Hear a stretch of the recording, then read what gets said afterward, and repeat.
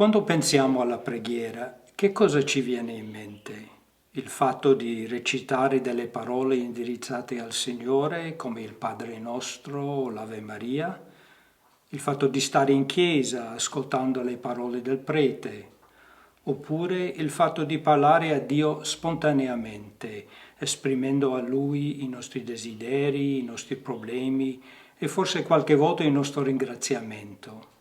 Certo, la preghiera può essere tutte queste attività, ma ha una dimensione più profonda che unifica tutte queste manifestazioni. Personalmente credo che prima di essere un'attività, la preghiera è un atteggiamento fondamentale ed è questo atteggiamento che poi si concretizza nelle varie forme di ciò che chiamiamo normalmente pregare. Ora voglio tentare di descrivere questo atteggiamento vitale che sta alla base della preghiera.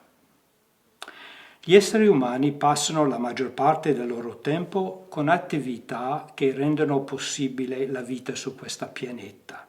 Devono cercare a mangiare, avere un alloggio, creare rapporto con i loro simili, imparare a conoscere il mondo in cui vivono. Poi, quando hanno un po' di tempo libero, in genere si dedicano a cose che rendono la vita più piacevole.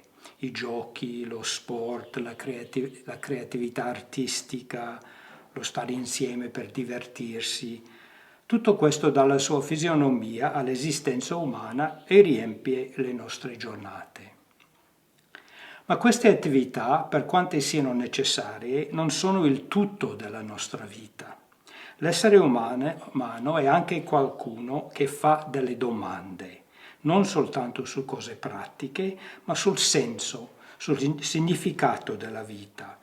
Pensa non solo a fare, ma ad essere. Quando ci alziamo dal letto ogni mattino, non è unicamente come gli animali per trovare qualcosa da mangiare. Dobbiamo avere un motivo più profondo, uno scopo. Se non sappiamo il perché della nostra attività, al limite non vale la pena farle. L'essere umano è quindi essenzialmente un ricercatore di senso. Nella comunità di cui faccio parte, a Tesei, accogliamo ogni anno decine di migliaia di persone, soprattutto dei giovani, che passano una settimana con noi. Perché vengono? Non certo perché il cibo e l'alloggio sono particolarmente buono, perché non è vero, le condizioni materiali sono semplici. Per incontrare persone da altri paesi? In parte sì, ma si può trovare altre occasioni per questo, come un festival di musica, un viaggio di turismo. Questi giovani credo vengono in genere perché cercano risposte alle questioni di senso. Perché sono nato su questa terra? Perché esisto? Come devo vivere per trovare una vera felicità? Quale progetto di vita mi darebbe la più profonda soddisfazione? E molti di questi giovani, alcuni forse durante un soggiorno a Tesei, ma parecchi altri prima di venire, hanno capito che non possono trovare una risposta a queste domande da solo, attraverso la riflessione personale, ma piuttosto in un rapporto con una dimensione al di là della nostra esistenza, con quella realtà misteriosa che molte persone chiamano Dio. Dio nessuno l'ha mai visto, ma attraverso la storia dell'umanità Dio ha comunicato agli uomini qualcosa della sua esistenza e della sua identità. È ciò che chiama oggi le religioni. E noi cristiani crediamo che Dio ha fatto questo di una maniera tutto particolare attraverso la storia del piccolo popolo di Israele e poi attraverso un uomo, Gesù di Nazareth, che rivela pienamente l'identità di Dio perché la incarna in un'esistenza umana. Attraverso la sua esistenza Gesù ci fa capire chi è Dio, che cosa Dio ci dà e cosa vuole da noi. Rivela Dio come una fonte di bontà, di amore, che desidera per noi la vita in pienezza. Anzi, vuole farci il dono di questa vita, che la Bibbia chiama il suo soffio vitale, il suo spirito. Gesù ci fa capire questo desiderio di Dio dando la sua vita fino in fondo per amore nella morte sulla croce, che diventa così una porta verso la vita in pienezza. E poi, risorto dai morti, Gesù ci offre lo Spirito di Dio, questo stesso soffio che gli ha fatto passare dalla morte alla vita. Torniamo alla preghiera. Dicevo che prima di essere un'attività, la preghiera è un atteggiamento fondamentale. E infatti la credenza che trovo il senso vero della mia vita, la mia identità fondamentale, non chiudendomi in me stesso, ma aprendomi al mistero, al cuore dell'esistenza che chiamiamo Dio. L'essere umano è fatto per aprirsi, per relazione con altri. Quando si tratta di altre persone, questa apertura si concretizza nella ricerca degli amici. Mi sembra che quasi tutte le persone affermerebbero che senza amici la vita è molto più triste. Abbiamo bisogno degli altri, ci aiutano ad essere noi stessi, ad allargare la nostra visione e a scoprire che il mondo è più grande e più bello di ciò che pensavamo. Allora, quando si mette a pregare, un uomo o una donna si apre alla stessa maniera, rinuncia alla sua autonomia per cercare un rapporto non con altre persone umane ma con Dio.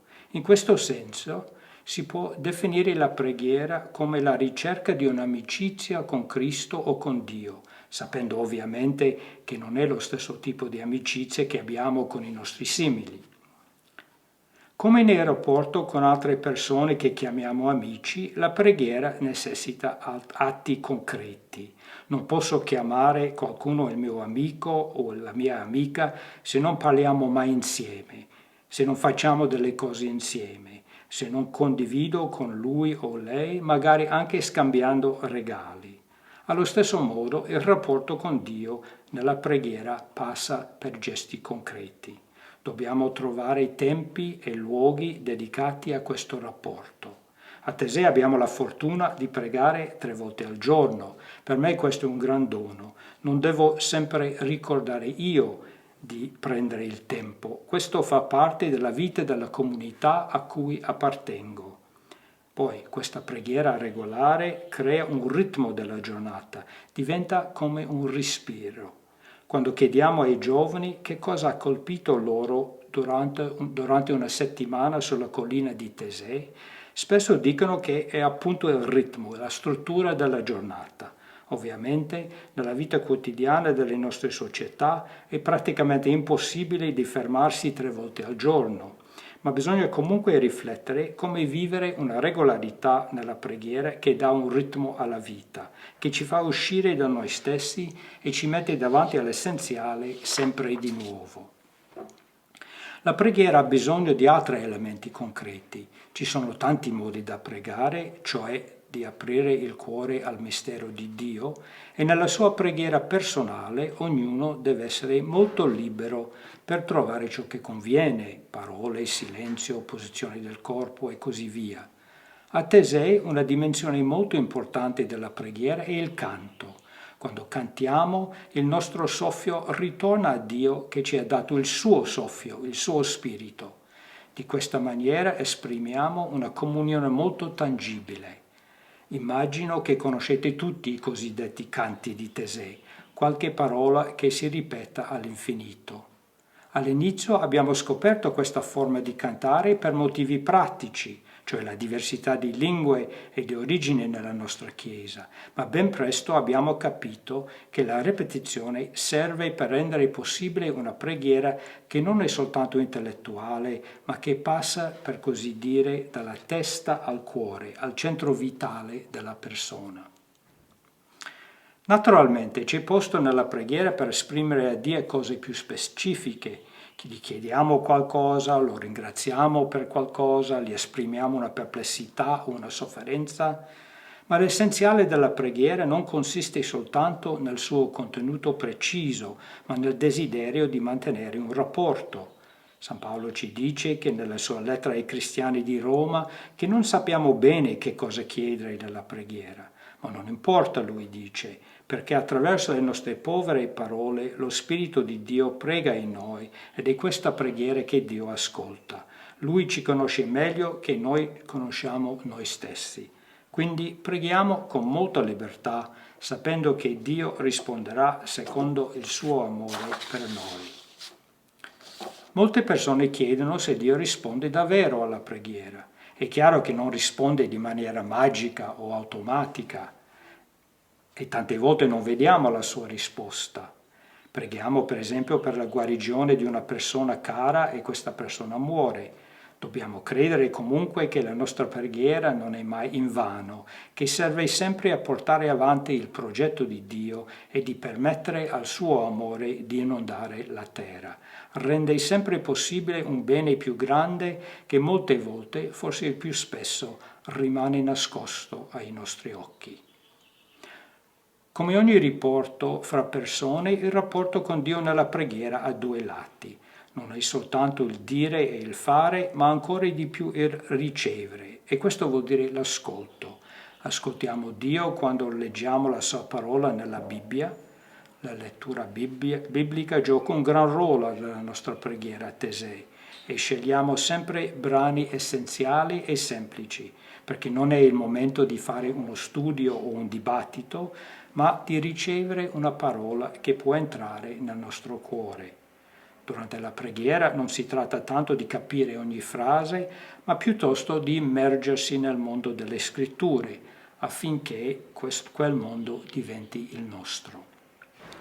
Poi il silenzio è una dimensione essenziale della preghiera per poter ricevere qualcosa. Certo, Dio non parla con parole umane al nostro orecchio, ma nel silenzio si apre lentamente in noi una profondità che permette a Dio di agire. A poco lasciamo dietro di noi le preoccupazioni quotidiane e superficiali. Vediamo la nostra vita in un'altra luce, come quando il vento disperde le nuvole e permette al sole di brillare. Ovviamente questo non succede subito, ma se un tempo di preghiera silenziosa diventa parte della nostra vita, quando guardiamo indietro vedremo che qualcosa ha cambiato in noi. E per ultimo, c'è da dire che per i cristiani la preghiera insieme ad altri esprime di maniera molto chiara l'essenziale della nostra vocazione. Le prime due parole della preghiera di Cristo ce lo dice già, Padre nostro. Nella preghiera entriamo in rapporto con il Dio di Gesù Cristo, che è fonte di misericordia, che vuole per noi la felicità. Ma questo funziona pienamente soltanto se non diciamo mio, bensì nostro.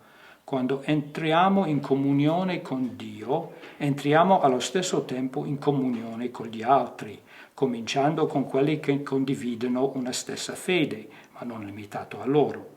A Tesei 3 volte al giorno ci ritroviamo nella Chiesa della Riconciliazione con tantissime persone di origine, lingue e confessioni diversi, anche con chi non condivide la nostra fede. Così tutti insieme davanti al Signore esprimiamo questa comunione, questa condivisione di vita, questo amore fraterno che può cambiare l'esistenza umana in un paradiso già su questa terra, ciò che Gesù chiama il regno di Dio. Vi auguro tempi di preghiera semplici con altri che siano piccoli segni di questa promessa. Grazie.